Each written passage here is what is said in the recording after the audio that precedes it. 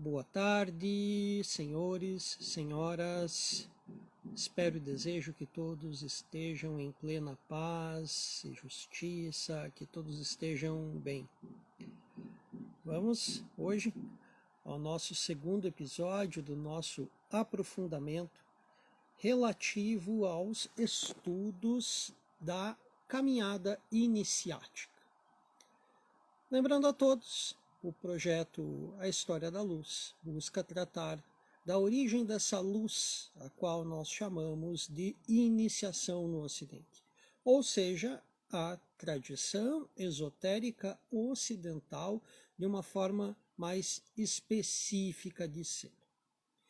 É um assunto que pede, como já lembro a todos no nosso vídeo anterior, pede que vocês acompanhem ou tenham um aprofundamento no nosso tema já explorado nos primeiros episódios. Os primeiros episódios que eu digo, aqueles que fazem parte das duas playlists que nós já temos prontas no nosso canal no YouTube, lembrando a todos, nosso canal A História da Luz. Lá, de forma muito bem organizada, modéstia à parte, muito bem organizada, está os dois temas básicos, seja aqueles que nós chamamos de temas principais e os temas de instrução. Os temas principais nos apresentam, além do assunto da iniciação, também nos apresentam os temas das ciências sagradas. E nos episódios que constam na playlist chamada de instrução, os temas que abordam religião, religiosidades e vícios e virtudes. Aos que já foram meus alunos no ensino religioso, sabem que eu gosto de abordar bastante essa temática de religiões e religiosidades. A vocês que me acompanham, vão lá no YouTube, procurem os nossos episódios específicos da playlist de instrução e assistam. São temas bem interessantes, nos levam a uma abordagem, a princípio, por ser básica, muito relacionada a tópicos, algumas explorações mais superficiais. Partiremos, é óbvio, dentro da medida de nossas possibilidades, a construção também de episódios de aprofundamento, tanto no tema da religião e religiosidades, e também aquilo relativo aos vícios e a virtudes, provavelmente indo a conceitos mais abrangentes da cabala cristã ou das práticas iniciáticas da autorrealização, do caminho da autoiniciação. Então, nosso último episódio voltou a esse tema, algo que já foi abordado de forma básica, e agora vamos para o aprofundamento. Aqui, então, as iniciações do Ocidente, ou seja, aquilo que abrange mesmo a caminhada dentro da tradição esotérica ocidental. Peço a todos que acompanhem esses episódios anteriores. Se você está chegando hoje nestas nossas abordagens do nosso projeto, nós já temos aqui uma certa caminhada, aproximadamente uns 15 episódios. Temos aquele episódio chamado de episódio 0, que aborda o projeto de uma forma bem ampla.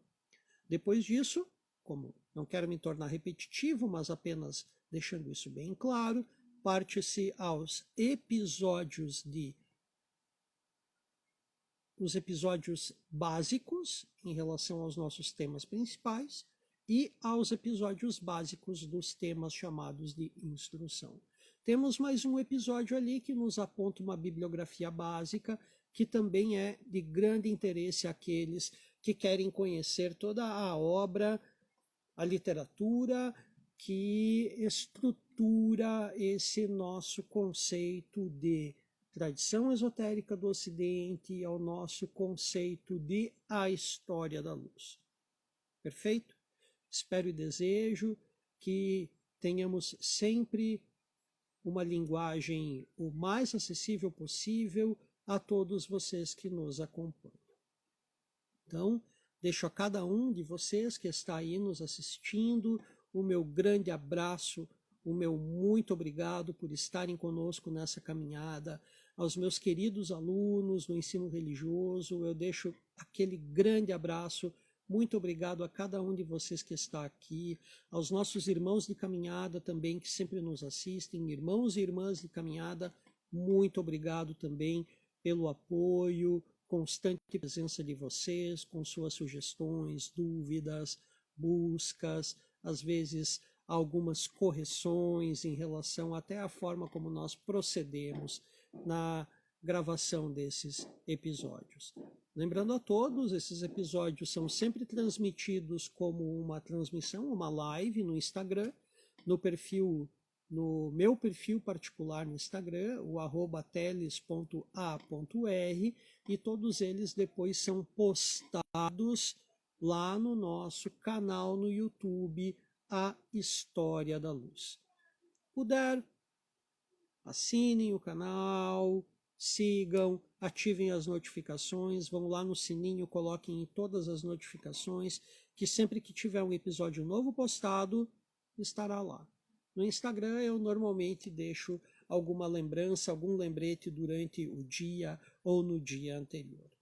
Então, vamos à nossa tradicional prece de abertura, pedindo ao grande Deus, aos mestres cósmicos da Fraternidade Branca, a Yeshua, que é o Cristo, o iniciado perfeito, a Ruach HaKadosh, o sopro do Santo, o Espírito Santo, que nos permitam esse acesso, essa presença das luzes crísticas de Hod, de Elohim Tsavaot, do Arcanjo Micael, dos Beni Elohim, que sempre com a nossa docílima, sempre constante presença do nosso muito amado Anauel, eu peço que nos conduzam com as nossas palavras, com a nossa língua, dentro da vereda da beleza, da bondade e da justiça, que não seja nem leve demais e nem pesado demais naquilo que vamos tratar. Com todo respeito, que assim seja. Então, meus caros, vamos ao nosso segundo episódio destes temas de aprofundamento, tratando das iniciações do Ocidente. Se puderem, voltem os episódios anteriores, botem em dia esses episódios, tanto no Instagram quanto no YouTube, todos os episódios estão listados. No YouTube fazendo parte de playlists, ou se não no ícone dos vídeos, com os 2 episódios que não estão nas playlists, que seria da bibliografia básica, e o episódio 0, que é o episódio introdutório, a apresentação do projeto. E no Instagram, no ícone dos rios, todos eles sempre numa listagem de ordem cronológica, do mais recente para o mais antigo. Vamos lá, então. Começamos no último episódio o nosso novo tema, com a abrangência a qual nós já citamos de aprofundamento, com uma ampla abrangência que versará sobre as iniciações tradicionais do Ocidente. Abordaremos neste trabalho o caminho que as tradições possibilitam aos buscadores que nelas, procuram abrigo. Falar sobre esse assunto nos conduzirá a falar de um propósito muito refinado de nossos dias e noites, e que, com toda a modéstia, ambicionamos resultar por meio deste nosso trabalho o dito propósito de indicar e influenciar buscadores no caminho da luz maior, e assim, então, auxiliarmos no propósito da dispersão das trevas da ignorância, objetivamente como uma sagrada missão. Entrar nesta jornada, advertimos, não permite conhecê-la em sua completude, pois esta completude muda diariamente. Mudando, sendo transformada a cada dia, nós temos uma ampliação de possibilidades que a tradição nos permite dentro de suas colunas.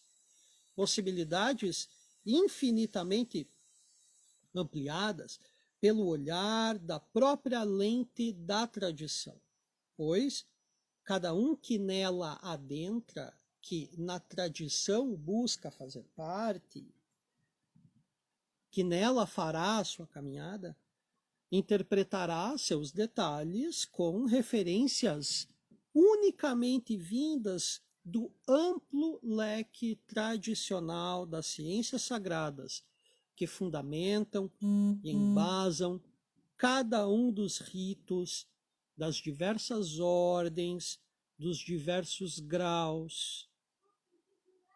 Outro ponto, continuando naquilo que foi exposto agora há pouco mesmo, sobre entrar nesta jornada não permite conhecê-la em sua completude, pois essa completude muda a cada dia. Se dissemos isso, é porque não existe, não há tempo hábil em vida para estudar tudo o que essa jornada apresenta e que nela tem uma profunda completude. Pois, além de ter um constante aprofundamento possibilitado ao buscador pela pesquisa realizada pelos incansáveis irmãos e irmãs, também buscadores, a situação de ater-se à própria literatura tradicional pede daquele que busca conhecê-la em dedicar muito tempo para a absorção e compreensão dos conteúdos, que, por essa literatura, são possibilitados. Não é, então, apenas uma questão de ter tempo em vida para estudar documentos clássicos. É ter o tempo hábil para meditar sobre estes temas, para, em seguida, refletir e compreender o que é produzido atualmente dentro da tradição. Sobre os conteúdos clássicos, também é importante lembrar que precisamos necessariamente pela nossa própria evolução conhecê-los, mas também é importante lembrar que a nostalgia de purismos saudosistas são desnecessários aqui. Por que se diz isso? Porque precisamos nos conectar com aquilo que é também produzido em nosso tempo. Isso nos conecta com a realidade daquilo que buscamos conhecer e nos traz firmes, com os pés no chão, no campo do aqui e do agora. Queremos com isso dizer que o constante estudo dos documentos clássicos são absolutamente necessários para que a própria tradição se mantenha viva e ativa, adequada à linguagem e conceitos dos tempos atuais.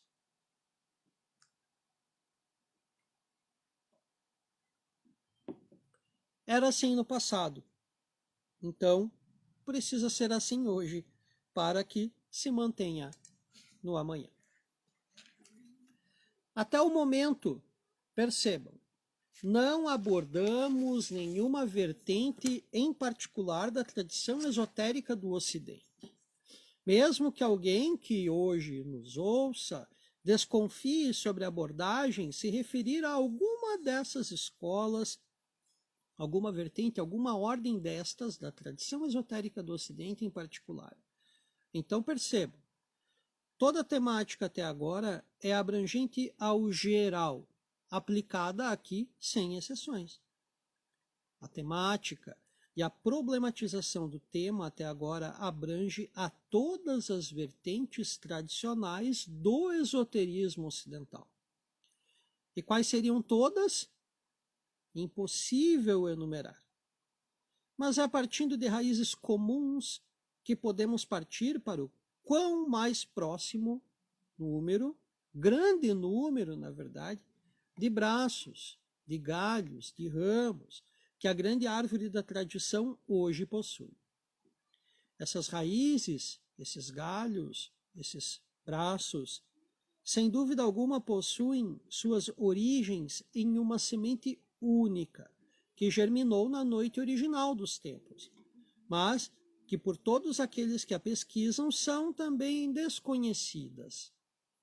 Teorizar sobre este momento primordial nos levaria novamente ao assunto da tradição primordial, sempre recorrente nas nossas conversas, nos nossos episódios, e que no presente momento não nos cabe o devido aprofundamento, não que esse aprofundamento não seja meritório. Agora, saibam que as raízes originárias que brotaram para o grande caule de nosso esoterismo ocidental partem de 3 momentos muito específicos históricos, mas com uma particularidade. Sabiam? Há uma particularidade que os une. Essa particularidade é o deserto. E é lógico que estamos falando do Egito. Ao retornarmos ao nosso lendário berço mítico das grandes e sagradas iniciações, temos no olhar a visão que este amplo terreno nos pede? Temos? Nós desconfiamos o que este amplo terreno nos reserva? Os querirebes, os construtores e os sacerdotes não podem, não devem sair de nossas mentes neste momento. Os querirebes, mais conhecidos de uma forma geral, podemos até dizer que superficial demais, pelo nome dos essênios, lembrando que são linhagens de terapeutas, mas podemos considerar aqui os essênios, originalmente os querirebes, mas que não são apenas esses grupos de terapeutas do deserto, nos apresentam as raízes do que atualmente formam as nossas sagradas, aquilo que nós temos como igrejas. Estas podem ser as católicas, as ortodoxas, orientais. Avançando para um próximo grupo, nos é sabido que a construção era o ofício, ou um dos ofícios mais requisitados da antiguidade. E temos essa informação como incontestavelmente correta. Os construtores eram então comuns com seus grupos espalhados por todas as partes, erigindo templos, monumentos e moradas por todas as partes do mundo. Foi então no Império Romano, com Numa Pompílio, que ocorreria a necessária busca por acolhê-los em um mesmo grupo, o que ganharia o nome de Collegia Fabrorum, ou o colégio dos construtores, o colégio dos fabricantes, de uma forma mais literal do latim, apresentando para cada um de nós os dos mais antigos registros da guilda dos pedreiros operativos que nós possuímos hoje. Antes disso, nós não tínhamos muito a informação de guildas, de grupos específicos de construtores. É óbvio, nós temos a construção em todos os cantos do planeta. Atualmente, inúmeras construções sendo encontradas, ou se não desveladas, reveladas, ou por iniciativas de grandes buscadores, como André de Pierre, como do Instituto D'Áquila, de nos apresentarem todo um contexto inegável de construções dentro da Amazônia. Nós temos alguns trabalhos já feitos por meio de rastreamento via laser, chamado LiDAR, de construções enormes, espaços gigantescos de construção na Guatemala, na Nicarágua, entendem? A construção ela está presente em todos os cantos do mundo, mas que nós podemos começar a considerá-las como guildas, como fraternidades de ofício operativas, a partir deste podemos dizer uma compilação, não, mas uma reunião feita dessas guildas por Numa Pompílio e que surge então este conceito do Collegia Fabrorum. Um tema bem interessante para ser pesquisado pelos interessados. Foi dessa guilda operativa que originou nossa tão conhecida maçonaria especulativa, ou a conhecida franco-maçonaria. Por fim, temos o último grupo das 3 vertentes, e foi no interior dos templos, em seus subterrâneos. Informação essa que hoje já não é mais segredo algum para ninguém que existem estes subterrâneos, que os sacerdotes egípcios mantinham o resguardo de um conhecimento imemorável adquirido por meio da sabedoria aprendida e também apreendida pela disciplina sacerdotal, que era exigida daqueles que a este caminho, o caminho do sacerdócio, se prontificavam a seguir de uma forma única, de uma forma repleta de disciplina. Aqui, ao falarmos destes sacerdotes, falamos daqueles que zelavam pelos mistérios, sendo os pequenos mistérios, ou chamados mistérios isíacos, e os grandes mistérios, ou chamados mistérios osiríacos. Isíacos de Ísis, osiríacos de Osíris. Aqui apresenta-se a ancestral sabedoria a qual os Rosacruzes compilaram, e sendo aqueles que mantêm até hoje, na forma do conhecimento guardado sob seu zelo, sob sua tutela, por meio da conduta destes iniciados, e que é um conhecimento repassado aos buscadores modernos, por meio do quê? Da tradição esotérica do Ocidente, que vem a ser também algo que se confunde em algum momento com a caminhada iniciática tradicional, com o domínio das ciências sagradas. Vejam, nesse ponto, tratarmos de religião e de iniciação volta a se confundir. É interessante, se você está nos acompanhando hoje como um primeiro episódio, busque desde lá do episódio 0.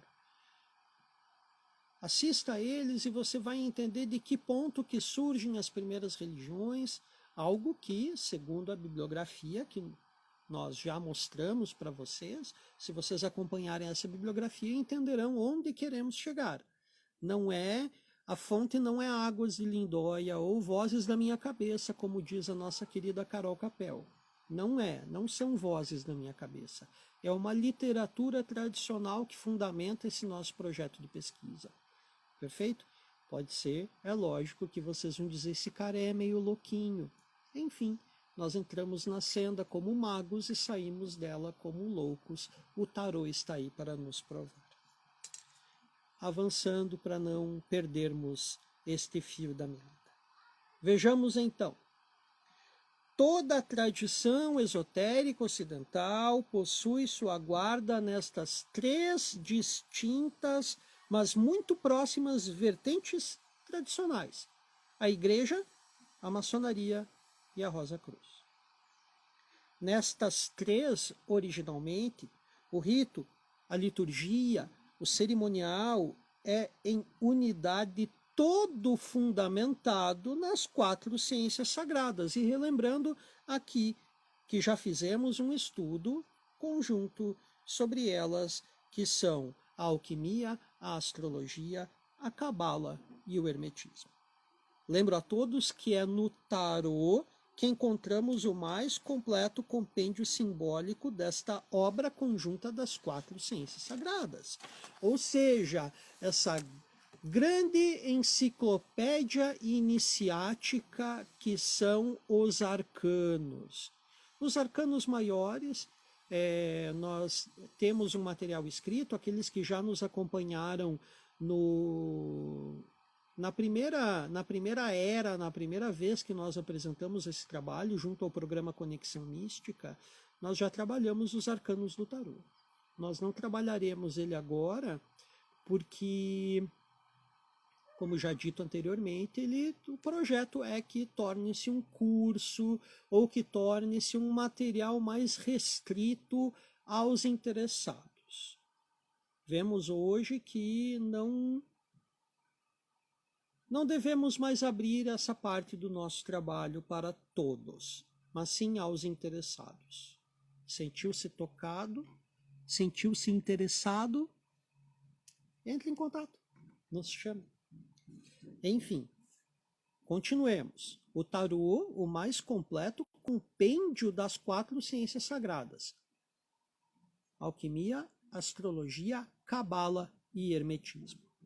Podemos chamar essa obra, o tarô, esse compêndio, meritoriamente de obra magna do esoterismo tradicional ocidental.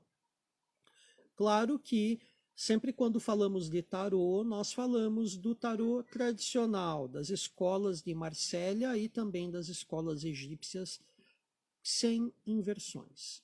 Tá?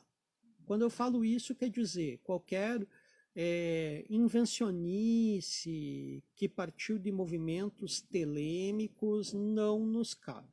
Nós não temos isso como válido. Tá? Até porque são inversões muitas vezes mais para alimentar uma egrégora, mas não quero entrar nesse ponto, pois não é o tocante da obra de hoje. Tá? Voltando a lembrar, quando nós falamos de tarô, nós falamos de todo um compêndio tradicional ligado a essas escolas de Cour de Gebelin, de Eliphas Levi, de Falconier, dessa casa de estudo, de Guaita, de Papus, enfim, de Mebs, né? Falamos desse tipo de obra, tá? De Valentin Tomberg, desse tipo de obra. E não de obras opostas, telêmicas, enfim, não é esse tipo de trabalho que nós queremos. Deste ponto em diante, meus caros, trataremos do assunto sem mais retornar a estas necessárias exposições, e que, na certeza de que o conteúdo por nós exposto ampliará o conhecimento daqueles que nos ouvem, pagaremos então o preço dessa jornada, com as palavras mais adequadas que encontrarmos, para justificar aquilo que temos de informações vivenciais sobre estas vertentes tradicionais. Em um primeiro momento, para que fique muito bem esclarecido, é certo que não apontaremos as ligações das 3 correntes tradicionais, já por nós citadas, da iniciação ocidental, com a corrente mãe da tradição primordial. Seria uma certa petulância nossa acreditar que possuímos essas informações de forma concreta. Nós não temos isso. Alguns talvez tiveram e já compilaram obras. Temos aqui Jean Tourniac, discípulo de René Guénon, o próprio René Guénon, Fritjof Schuon. É uma escola muito específica de trabalho ao falarmos de tradição primordial, pois o relato que nós temos no Gênesis, do encontro de Abrão, no caso, ele ainda não era Abraão nessa época, de Abrão com Melquisedeque, é muito específico, mas talvez para nós é um marco histórico, é o último marco histórico. Depois, é claro, temos a vivência do Santo Grau, mas aí é outra história. Deixaremos isso para episódios futuros. Mas não nos cabe, não teremos essa petulância. Seria redundante também expor tudo aquilo que é além do já conhecido como tradicional, ao ponto do que compete do encontro de Melquisedeque com Abrão, que resultou naquilo que hoje temos por sagrado no campo das 3 grandes religiões do Ocidente: judaísmo, cristianismo e islamismo. Das incontáveis deduções que apresentam ao público visões embaralhadas sobre um legado tradicional vinculado aos Atlântios ou aos Sumérios, ao momento também não nos cabe expor, pois o que se possui a este respeito é escasso sobre o conhecimento do esoterismo destes povos relacionados às 3 vertentes da iniciação que já citamos. Relembrando, igreja, maçonaria e Rosa Cruz. Falar de igreja é falar da instituição religião ocidental. Não estamos falando aqui da católica apostólica romana, da ortodoxa grega, russa, bizantina, etíope.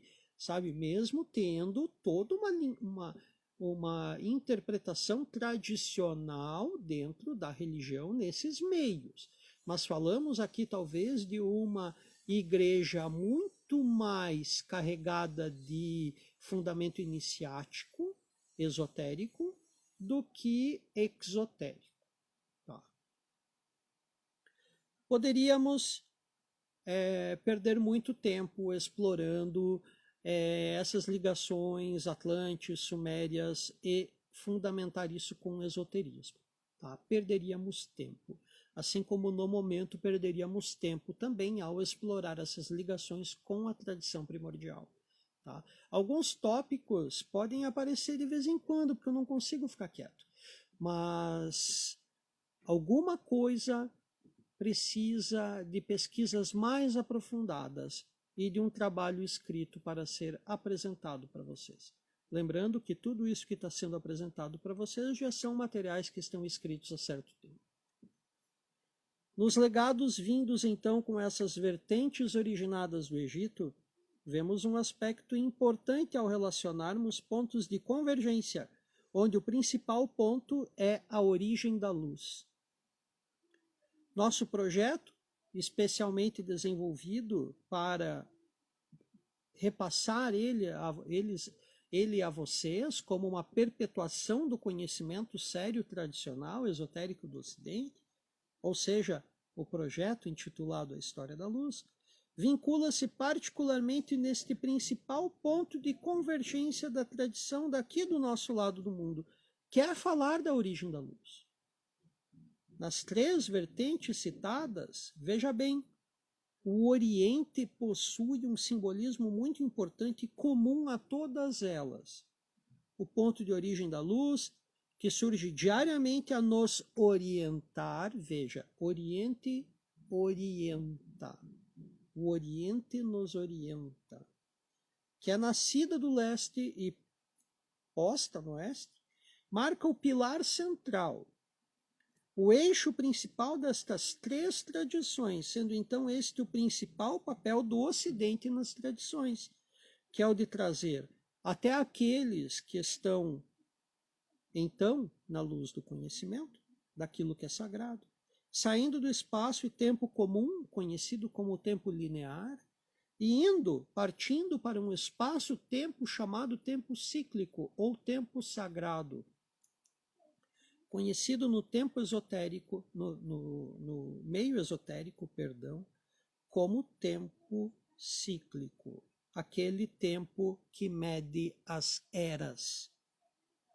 Exotericamente, temos a luz do Sol presente para nos nutrir com suas energias e benesses, nutrir a nós e a toda a grandeza natural e humana. Mas, esotericamente, essa mesma luz solar nos nutre com conhecimento vindo dos tempos imemoriais e que gradativamente nos engrandece conforme o nosso merecimento. O papel do Sol é de suma importância como grande mantenedor, incomparável para sermos bem francos, bem diretos e honestos. É por esta razão que é do Oriente que se orienta todos os ritos, ordens e graus das nossas tradições esotéricas ocidentais, ao menos até onde por nós é sabido pela nossa vivência iniciática. Senhores, senhoras, o meu muito obrigado pela companhia de vocês aqui. Espero e desejo que esteja sendo de grande auxílio, de profunda possibilidade de enriquecimento do seu vocabulário, do seu conhecimento, e que estejamos sempre, todos nós, no bem. Até logo. Obrigado a todos.